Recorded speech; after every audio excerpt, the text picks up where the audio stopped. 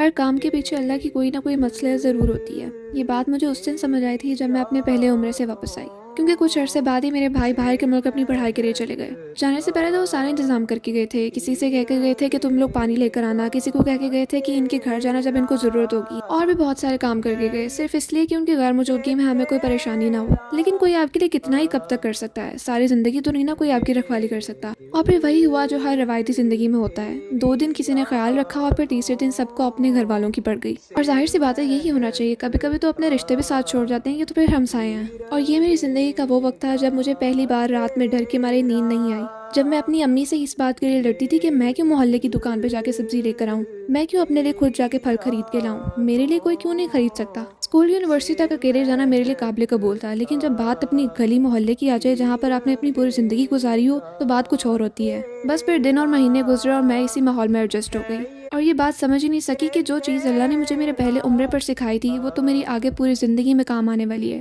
کیونکہ یہ تو میں آپ کو بتا ہی نہیں پائی کہ میں اپنے پہلے عمرے پر کسی بھی مرد کے ساتھ نہیں گئی تھی۔ میں نے اس بات کے لیے کبھی اللہ سے شکوہ نہیں کیا، ہاں مگر اللہ سے ایک سوال ہمیشہ کیا ہے کہ اللہ کیا آپ واقعی یہ چاہتے ہیں؟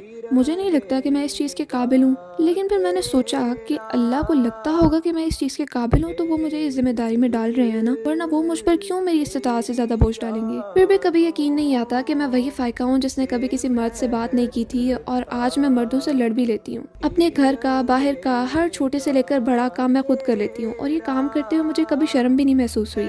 پر ان سب میں اگر ایک بات نہیں بدلی تو وہ یہ ہے کہ مجھے میرے بھائی سے آج بھی اتنا ہی پیار ہے۔ پر آج بھی اگر کوئی مسئلہ یا پریشانی ہو جائے تو فون میں انہی کو کرتی ہوں، بس فرق صرف اتنا ہے کہ اسے حل کرنے کے پہلے خود کوشش کرتی ہوں۔